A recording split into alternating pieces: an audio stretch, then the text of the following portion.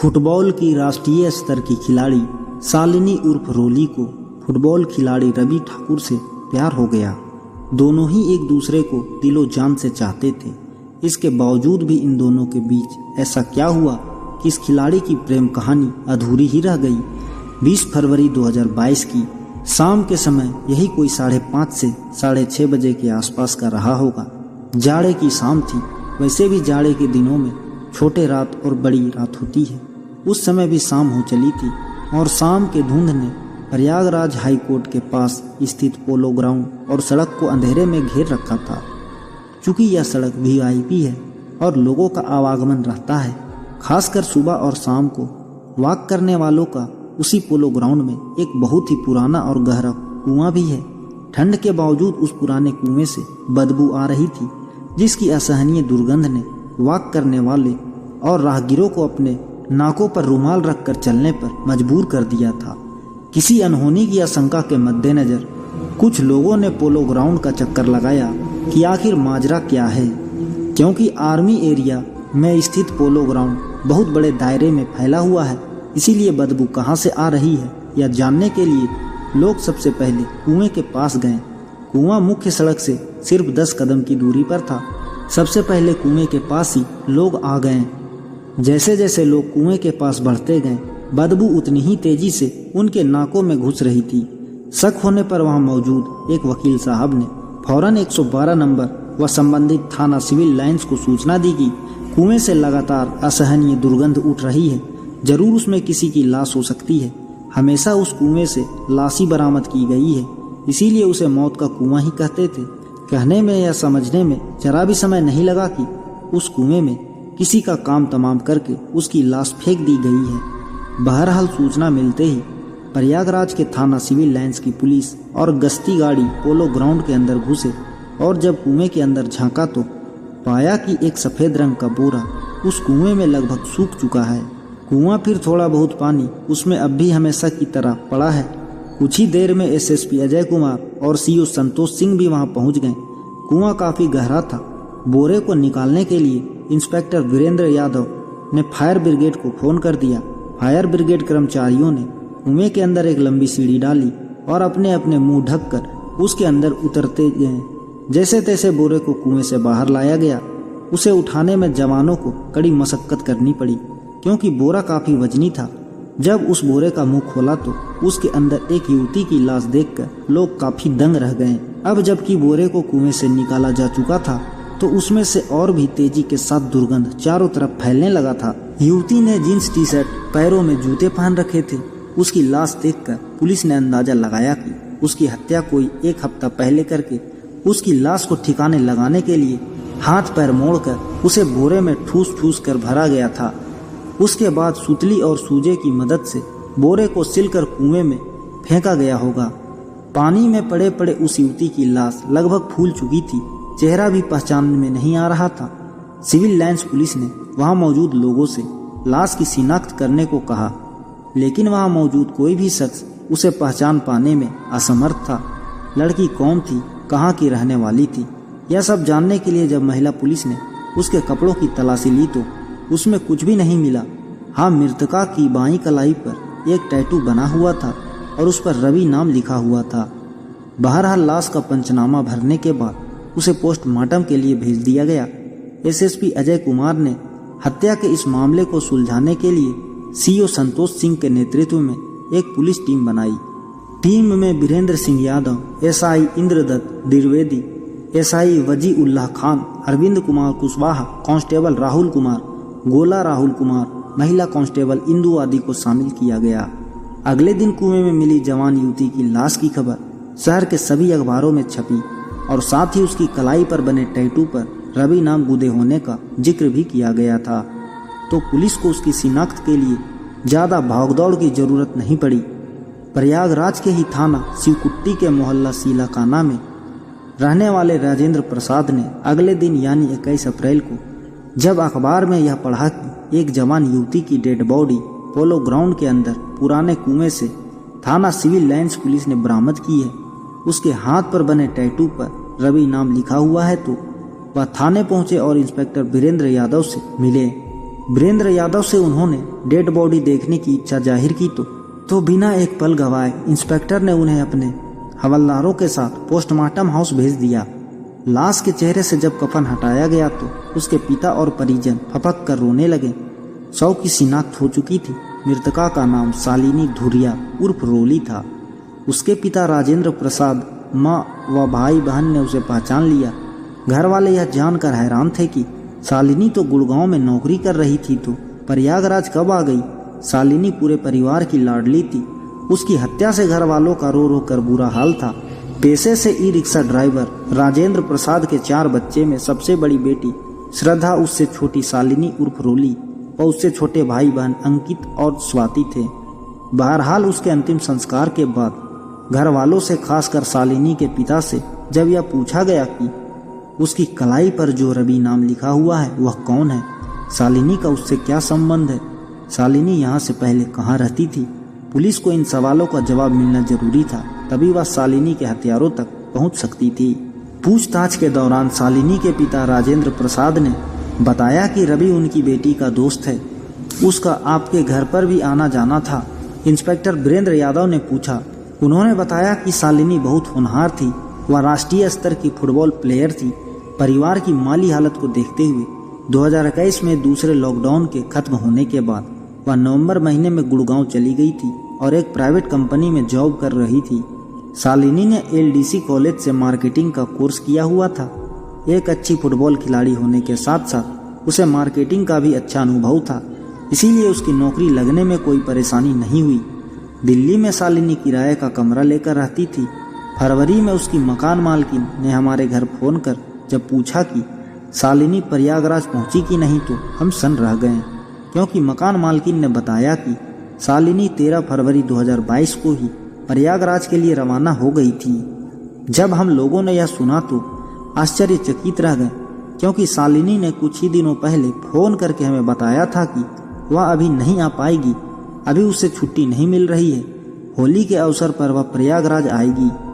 मकान मालकिन के अनुसार उसे अब तक दिल्ली वापस आ जाना चाहिए था, तभी से हम लोग परेशान थे। इसके बाद उसके मोबाइल पर कई बार कॉल की, लेकिन हर बार उसका मोबाइल स्विच ऑफ मिला। जब शालिनी की मकान मालकिन ने हमें बताया कि वह कहकर निकली थी कि प्रयागराज अपने घर जा रही है और 2 से 4 दिन में वापस आ जाएगी, तभी किसी अनहोनी की आशंका के मद्देनजर बिना पुलिस को सूचना दिए उसकी खोजबीन कर रहे थे। उसकी तलाश में शालिनी के प्रेमी रवि भी साथ रात दिन उसके साथ किए हुए था। शालिनी का मोबाइल भी स्विच ऑफ था, जिससे हमारी परेशानी और भी बढ़ गई थी। पूरा परिवार उसकी चिंता कर रहा था और जब वह हमें मिली तो लाश के रूप में। इतना कहकर राजेंद्र प्रसाद रोने लगे। राजेंद्र प्रसाद से रवि के खिलाफ तहरीर लेकर पुलिस ने जांच पड़ताल शुरू कर दी। आगे की कार्रवाई के लिए सिविल लाइंस थाना पुलिस को कहीं जाने की जरूरत नहीं पड़ी, क्योंकि शालिनी का प्रेमी, जो कि रेलवे स्टाफ क्वार्टर की लोकल कॉलोनी में अपने बड़े भाई के साथ रहता था, उस समय वह थाने में ही मौजूद था। शालिनी के परिवार के साथ उसकी खोजबीन का नाटक वह शुरू से ही कर रहा था। रवि ठाकुर को फौरन पुलिस ने अपनी कस्टडी में ले लिया और पूछताछ शुरू कर दी। शुरुआत में उसने पुलिस को काफ़ी बहका और भटका देने वाली बातें बताई, लेकिन जब पुलिस ने सख्ती की तो उसने शालिनी धुरिया की हत्या करके लाश को बोरे में भरकर कुएं में फेंकने से लेकर सभी जुर्म स्वीकार कर लिए। वैलेंटाइंस डे पर मिलने इतनी दूर से आई शालिनी की हत्या की जो कहानी सामने उभर कर आई वह कुछ इस प्रकार से थी। शालिनी धुरिया उर्फ रोली और उसका प्रेमी रवि ठाकुर दोनों ही फुटबॉल के अच्छे खिलाड़ी थे। शालिनी के कोच अनिल सोनकल ने बताया कि शालिनी जब महज 6 से 7 साल की थी तभी से उसका रुझान फुटबॉल की तरफ था। सदर बाजार फुटबॉल ग्राउंड में वह फुटबॉल की प्रैक्टिस करती थी। शालिनी एक अच्छी फुटबॉल खिलाड़ी थी। गजब का स्टेमिना था उसके अंदर, बहुत ही प्रतिभाशाली खिलाड़ी थी। वह तपती दोपहर में भी वह बड़ी ही मेहनत, लगन और ईमानदारी के साथ इतने बड़े फुटबॉल मैदान में अकेले दम पर बाउंड्री पर चूने का छिड़काव करती थी। अपनी मेहनत और लगन से शालिनी धुरिया ने महिला फुटबॉल खिलाड़ी के रूप में बेहतरीन खिलाड़ी की छवि बना ली थी। अपनी बेहतरीन परफॉर्मेंस के चलते स्टेट व नेशनल लेवल पर शालिनी ने सिर्फ उत्तर प्रदेश के जिलों में बल्कि गोवा, दिल्ली, हरियाणा, पंजाब समेत विभिन्न राज्यों व जिलों में प्रयागराज जिले का तो नाम रोशन किया ही था, साथ ही सदर बाजार फुटबॉल एकेडमी का भी परचम लहराया था। शालिनी ने खेल के साथ साथ अपनी पढ़ाई लिखाई भी जारी रखी थी और गंगापार इलाके से बीए की पढ़ाई पूरी करने के बाद pulse private limited company Gurugram में नवंबर 2021 से जॉब करने लगी थी। खेल के दौरान ही शालिनी को रवि ठाकुर नाम के फुटबॉल खिलाड़ी से प्यार हो गया था। रवि मूल रूप से बिहार के जिला जहानाबाद के गांव मखदूमपुर का रहने वाला था। उसके पिता दिनेश सिंह रेलवे में नौकरी करते थे। उनकी पोस्टिंग प्रयागराज में ही थी, इसीलिए सिविल लाइंस की रेलवे कॉलोनी में उन्हें क्वार्टर मिला हुआ था। उन्होंने करीब 5 से 6 साल पहले वीआरएस ले लिया और अपनी जगह अपने बड़े बेटे दिनेश ठाकुर को नौकरी पर लगवा दिया था। Ravi Allahabad supporting football academy का होनहार खिलाड़ी था। वह स्कूल नेशन से अंडर 70 के तहत सीनियर स्टेट चैंपियनशिप खिलाड़ी भी रहा है। खेल के साथ वह इलाहाबाद यूनिवर्सिटी से बीए सेकेंड ईयर की पढ़ाई भी कर रहा था। शालिनी और रवि की प्रेम कहानी की शुरुआत लगभग 7 से 8 साल पहले खेल के दौरान मैदान में हुई। दोनों ही फुटबॉल के अच्छे खिलाड़ी थे, इसीलिए प्रेम परवान चढ़ गया। दोनों लोगों के पास एक दूसरे से मिलने का भरपूर समय था। खेल के बहाने रोज मुलाकात स्वाभाविक थी। इनकी प्रेम कहानी के बारे में दोनों की ही परिजन भली भांति परिचित थे। शालिनी तो रवि के प्यार में ऐसी दीवानी हो गई थी कि उसने अपने हाथ पर प्रेमी रवि का नाम तक गुदवा लिया था। इसी तरह इनका प्यार परवान चढ़ता गया, लेकिन एक दिन रवि की थोड़ी सी गलतफहमी ने सब कुछ उजाड़ दिया। जब रवि को हिरासत में लिया तो पूछताछ करने पर रवि ने पुलिस को बताया, हाँ सर, मैंने उस चुड़ैल का गला दबाकर हत्या की है। वह थी ही इसी लायक। मेरी सच्ची मोहब्बत का उसने गलत फायदा उठाया था। बेवफा कहीं की मोहब्बत तो मैं बेपनाह उससे करता था और उसके मर जाने के बाद भी करता हूँ, लेकिन क्या करूँ, उसके बिगड़ेल रवैये ने और हाई फाई प्रोफाइल स्टाइल की चाह ने मुझे उसकी हत्या करने पर मजबूर कर दिया। हालांकि मैं ऐसा नहीं करना चाहता था, लेकिन उसके थप्पड़ से मैं इतना आहत हो गया था कि बर्दाश्त नहीं कर पाया, रोक नहीं सका खुद को और ऐसा हो गया। रवि पुलिस को बताते बताते अतीत के झरोखे में चला गया। उसने बताया कि अभी हफ्ता भर पहले की बात है। उसने मुझे फोन करके कहा कि वह मुझसे वैलेंटाइंस डे पर मिलने प्रयागराज आ रही है। मैंने उससे चहककर पूछा, सच बताओ रोली? शालिनी को रवि प्यार से रोली कहता था। मजाक मत करो, क्या सच में तुम मुझसे मिलने वैलेंटाइंस डे पर प्रयागराज आओगी? इतने दिनों बाद तुमने फ़ोन किया है, मुझे यकीन ही नहीं हो रहा है कि मेरी तुमसे बात हो रही है। अरे बुद्धू, मैं तुम्हारी रोली ही हूँ और मुझसे ही बात हो रही है। तुम किसी भूत या चुड़ैल से बात नहीं कर रहे हो। यकीन नहीं आ रहा तो अपने कान में कसकर चींटी काट कर देखो, पता चल जाएगा। इतना कहकर शालिनी बात करते करते हंसने लगी। हाँ चलो, यकीन हो गया। अच्छा अब यह बताओ कि गुड़गांव से तुम कब आ रही हो? रवि ने उत्सुकता से पूछा। सुनो, मैं 14 फरवरी को प्रयागराज पहुंच जाऊंगी। उस दिन हम दोनों खूब मौज मस्ती और सर सपाटा करेंगे।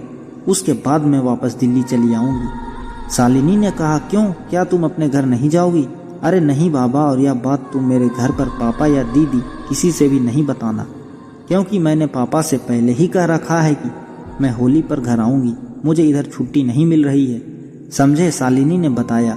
हाँ समझा, ठीक है, मुझे तुम्हारे आने का बेसब्री से इंतजार है, रवि बोला। इसके बाद हम दोनों के बीच काफी देर तक बातें होती रही। अंततः वह घड़ी भी आ गई जब 14 फरवरी की शाम शालिनी प्रयागराज जंक्शन के प्लेटफॉर्म पर उतरी। उसके आने से पहले ही रवि ने उसके लिए मोबाइल बतौर सरप्राइज गिफ्ट खरीद कर रखा था। वह शालिनी को वैलेंटाइंस डे पर मोबाइल उपहार में देना चाहता था ताकि उसकी प्रेमिका का प्यार और ज्यादा बढ़े। 14 फरवरी को तय समय पर शालिनी का प्रेमी रवि ठाकुर स्टेशन पहुंचा, उसे बाइक पर बिठाया और सीधे रेलवे स्टाफ की लोकल कॉलोनी स्थित अपने आवास पर ले आया।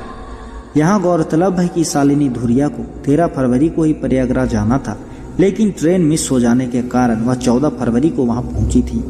क्या शालिनी के और भी बॉयफ्रेंड थे? बहरहाल जब रवि उसे लेकर अपने कमरे में पहुंचा तो उस समय उसके घर वाले टीवी देख रहे थे। शालिनी फ्रेश होने चली गई। जब वह फ्रेश हो रही थी तो रवि ने शक के आधार पर उसका मोबाइल चेक किया। उसे शक था कि उसकी प्रेमिका दिल्ली जाकर बदल गई है, उसके कई लोगों के साथ संबंध बन गए होंगे। मोबाइल की गैलरी में फोटो में शालिनी कई लड़कों के साथ स्टाइल में दिखी। फिर क्या था, रवि को उस पर गहरा शक हो गया। शालिनी जब बाथरूम से निकली तो रवि ने उससे पूछा, रोली तू दिल्ली जाकर बहुत बदल गई है, बेवफा है तू, अब तो तू पहले वाली रोली नहीं रही। जुबान संभाल कर बात करो रवि, अगर मैं तुमसे सच्चा प्यार ना करती तो इतनी दूर तुमसे मिलने नहीं आती। अपनी औकात में रहकर बात करो। क्या सबूत है तुम्हारे पास जो मुझ पर इतना बड़ा इल्ज़ाम लगा रहे हो? शर्म करो जरा, सबूत है तेरा मोबाइल, इसमें तेरे यारों के साथ खिंचवाई गई फोटो। रवि गुस्से में बोला। क्या कहा? तेरी हिम्मत कैसी हुई यह कहने की? एक बार नहीं 100 बार कहूँगा। रवि ने उसे गाली दी। अब शालिनी से सहा नहीं गया। उसने एक जोरदार थप्पड़ रवि के गाल पर चढ़ दिया।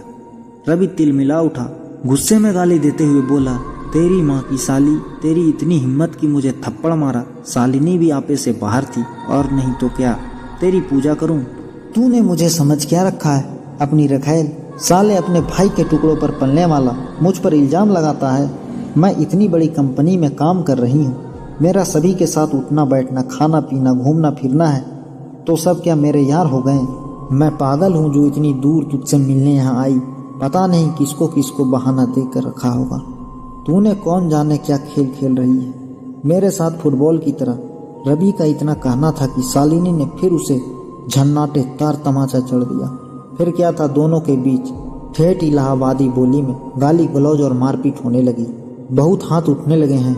अरे तू ऐसे नहीं मानेगी, कहकर रवि ने जोर से शालिनी की गर्दन पकड़ ली। शालिनी गर्दन छुड़ाने के लिए तड़पने लगी, लेकिन अब रवि के ऊपर शैतान सवार हो चुका था। थोड़ी देर में शालिनी के प्राण पखेरु उड़ चुके थे। गला घोटे जाने से उसकी जीभ और आंख दोनों बाहर आ गई थी। रवि ठाकुर को जब होश आया तब तक काफी देर हो चुकी थी। अब उसे लाश ठिकाने लगानी थी। उसने अकेले ही शालिनी के शव को बोरे में भरा, सुई और सुतली से बोरे को मुंह सील दिया और अकेले ही रात के 9 बजे उसकी डेड बॉडी बाइक पर रखकर पोलो ग्राउंड वाले पुराने कुएं में फेंक आया।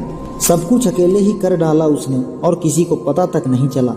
सेना की गश्ती गाड़ी, QRT और हाई कोर्ट पर हमेशा चेकिंग में लगे रहने वाले पुलिस के जवान सभी नदारत रहे। उस समय शालिनी की लड़ाई झगड़े के दौरान किसी ने न चीखें सुनी न कुछ, जबकि पीछे वाले कमरे में रवि के घर वाले मौजूद थे। उन्हें भी इसकी जरा भी भनक नहीं लगी। सवाल बहुत थे मगर कोई फायदा नहीं। इंस्पेक्टर वीरेंद्र कुमार यादव ने रवि की निशानदेही पर हत्या में प्रयुक्त मोबाइल और अन्य सबूत बरामद कर न्यायालय में पेश कर रवि को जेल भेज दिया। तो दोस्तों, उम्मीद है कि आपको आज की हमारी कहानी पसंद आई होगी। तो आप हमारे चैनल को सब्सक्राइब करके बेल आइकन जरूर दबा लें। धन्यवाद।